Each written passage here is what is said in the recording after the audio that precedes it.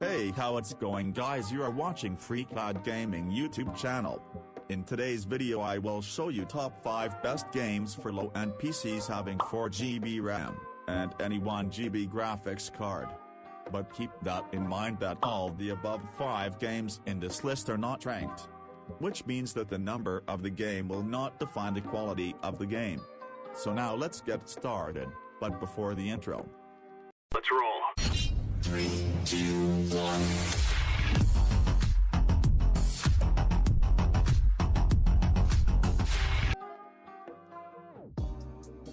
On number 5 spot we have Tomb Raider, Underworld. Tomb Raider, Underworld is an action-adventure video game. It is the 8th installment in Tomb Raider series, and a sequel of Tomb Raider, Legend. It was released for Microsoft Windows in November 2008. The story continues from the events in Tomb Raider, Legend as a direct sequel, but also addresses unexplained plot elements by association with Tomb Raider, Anniversary. Tomb Raider, Underworld is a single-player, action-adventure video game. The game is presented in third-person perspective, where the player takes control of Lara Croft. Lara's environment reproduces a more interactive world that reacts and remembers, such that footprints left in the mud or mud transferred to Lara's knee from kneeling on the ground is washed away by rain.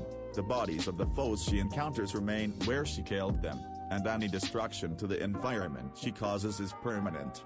According to creative director Eric Lindstrom, this is to not only reward the player for the effect they're having on the world, but to give them navigational aids.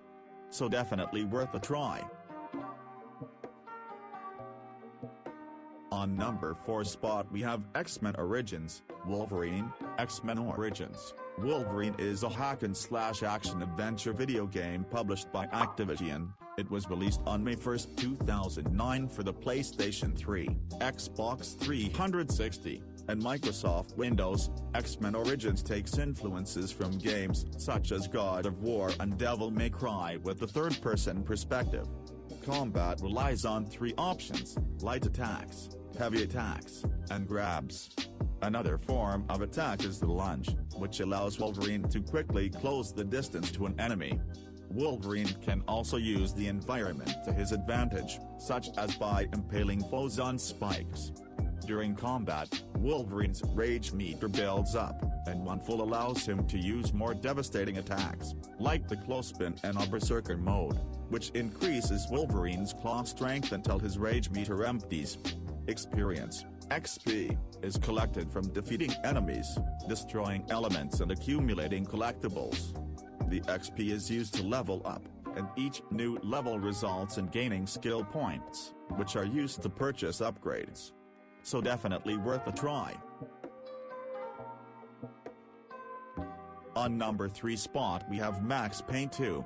Max Payne 2 is a third-person shooter video game developed by Remedy Entertainment and published by Rockstar Games in October 2003. The game is a sequel to Max Payne. Max Payne 2 is a third-person shooter, in which the player assumes the role of Max Payne, and plays as Mona Sachs in a few levels.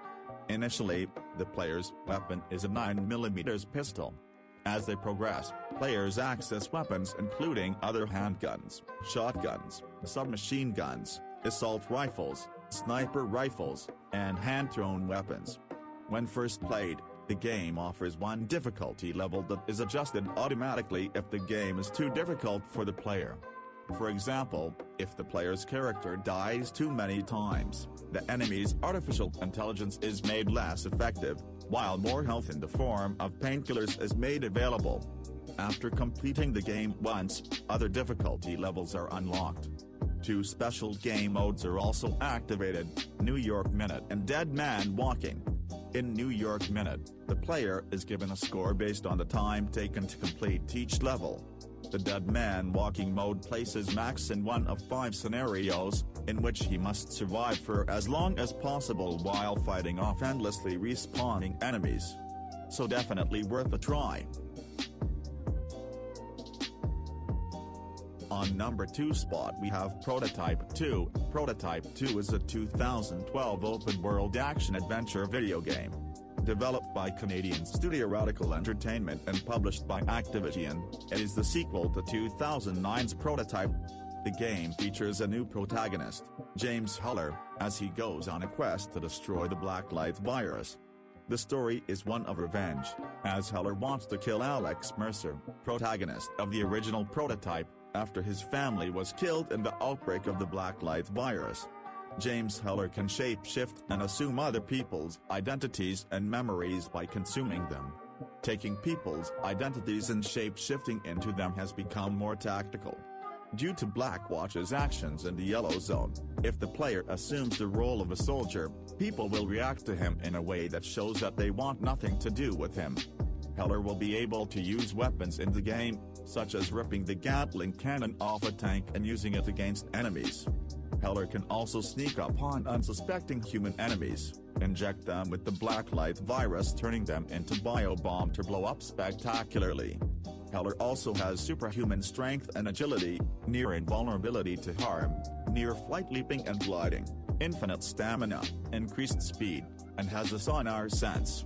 Radical has stated that the powers will be more meaningful, appearing as mutations and upgrades that let players decide how they want to play as Heller. So definitely worth a try. On number 1 spot we have Hitman. Hitman is a 2016 stealth video game that was developed by IO Interactive and was released for Microsoft Windows, PlayStation 4 and Xbox One in March 2016. Hitman is an action-adventure stealth video game in which players control a genetically enhanced assassin called Agent 47 from a third-person perspective as he carries out assassinations of various targets across the globe.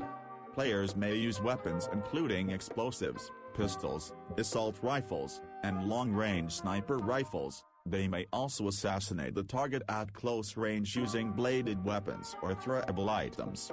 Agent 47 is vulnerable in a firefight, thus, eliminating targets silently is preferred. He can use his specially equipped garrote wire to strangle his victims or disguise his killings as accidental deaths, such as poisoning the target's food or drowning them in a toilet. The game also includes scripted opportunities that require the completion of multiple tasks.